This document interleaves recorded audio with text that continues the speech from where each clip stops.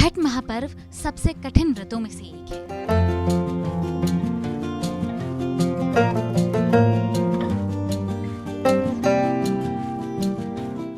सूर्य देव और छठी माता की उपासना वाली इस पूजा में कई चीजों का विशेष ध्यान रखा जाता है। घर के बड़े बुजुर्ग ख्याल रखते हैं कि गलती से भी कोई भूल चूक ना हो।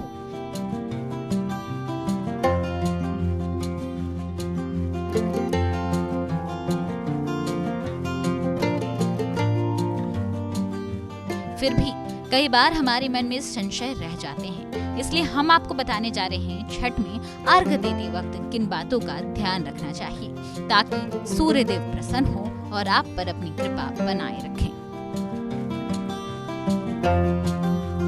मान्यता है कि छठ मैया बहुत उदार हैं और वह अपने भक्तों पर जल्द प्रसन्न हो जाती हैं, लेकिन छोटी सी बात पर नाराज भी हो जाती हैं। इसलिए बिल्कुल शुद्धता के साथ यह व्रत करना चाहिए। छठी मैया का आशीर्वाद प्राप्त करने के लिए इनकी पूजा में कुछ बातों का विशेष ध्यान रखना चाहिए। छठ के अर्घ पर हमें इन बातों का विशेष ख्याल, विशेष ध्यान रखना चाहिए जिससे कोई परेशानी न हो। छठ पर्व में पवित्रता का निश्चित रूप से विशेष ध्यान रखना होता है। पूजा में शामिल होने वाले बर्तन को जूठे हाथों से बिल्कुल नहीं छूना चाहिए। दूसरे सामान को छूकर छठ की चीज़ों को भी नहीं छूना चाहिए। हमेशा हाथ जो है वह साफ करके ही छठ पूजा के सामान को हाथ में लेना चाहिए। इसलिए इसे सुरक्षित और बच्चों से दूर रखना चाहिए, क्योंकि इसकी पवित्रता जो है वह बनी रहे। छठ पर्व की मान्यता है कि आप जो भी फल छठी मैया को चढ़ाते हैं वह जूठा और खंडित न हो। लिखा है कि फलेन फल प्राप्ति स्यात्, फल की कामना के लिए फल चढ़ाया जाता है। इसलिए फल फूल साफ और शुद्ध हो, उनको ही छठ मैया के व्रत में प्रसाद के रूप में भेंट करने का, चढ़ाने का नियम है। छठ पूजा में व्रत रखकर ही मैया का प्रसाद बनाना चाहिए। इसलिए छठ के जो गीत हैं, मारबो रे सुगवा धनुष से, सुगा गिरे मुरझाए, उजे सुगनी जे रोयली वियोग से, आदित्य हुई ना सहाय। इसका जिक्र किया गया है। सुगवा यानी तोता ने एक बार छठ पूजा में शामिल होने वाली चीज जैसे नारियल को जूठा कर दिया था, तब उसको धनुष बाण से मार दिया गया था और फिर सुगमी तोते के लिए छठ का व्रत करके विनती करती है कि हे मैया, उसको फिर से आप जीवित कर देती हैं। इस पर्व में गाने के द्वारा पूजा में शुद्धता, पवित्रता के बारे में वर्णन किया गया है कि यह पवित्रता, शुद्धता खंडित न हो। 4 दिन तक चलने वाले इस पर्व में अगर जो व्रत नहीं भी रख रहे हों, उनको भी लहसुन प्याज के सेवन करने से बचना चाहिए और पवित्रता का निश्चित रूप से पालन करना चाहिए।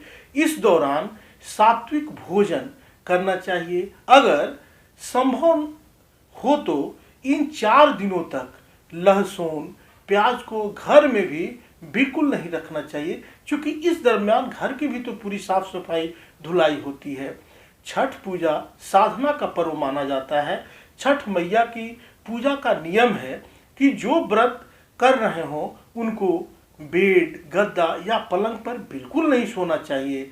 4 दिन तक व्रत करने वाले को भूमि पर आसन बिछाकर ही सोने का नियम है, ताकि व्रत करने वाला साधना को पूर्ण कर सके।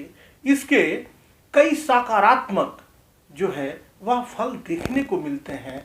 शारीरिक और मानसिक रूप से भी इसका सकारात्मक प्रभाव जो है व्यक्ति के ऊपर पड़ता है।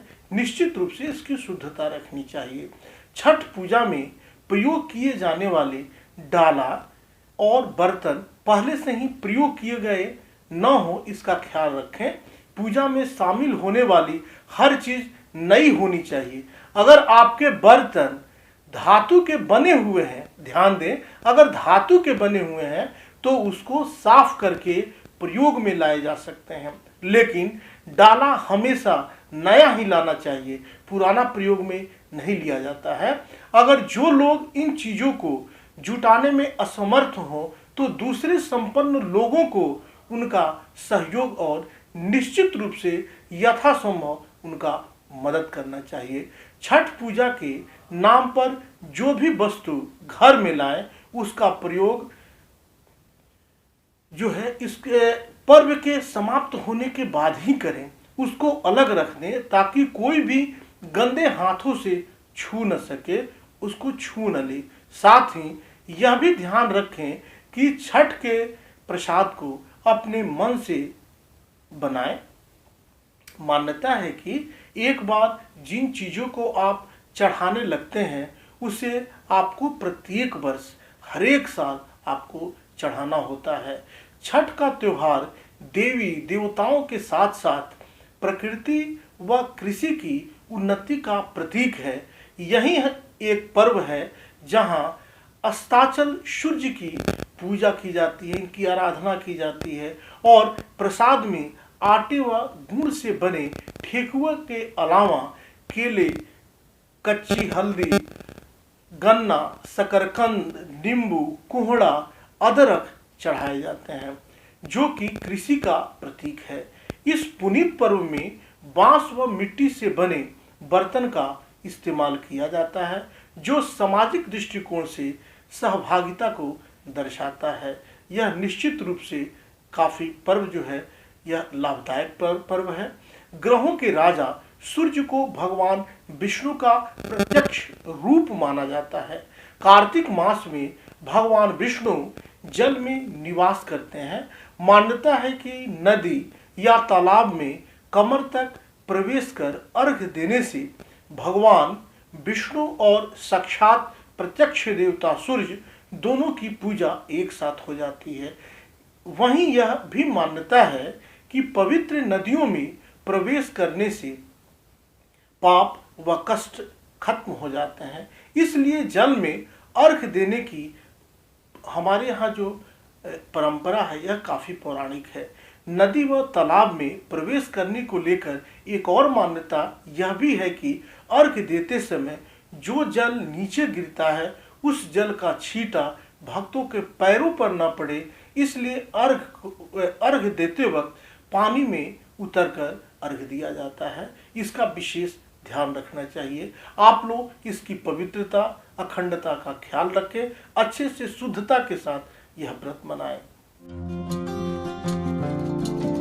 प्रकृति से जुड़े इस व्रत में आप भी अपने परिवार की सुख, शांति, समृद्धि के लिए इन बातों का ध्यान जरूर रखें।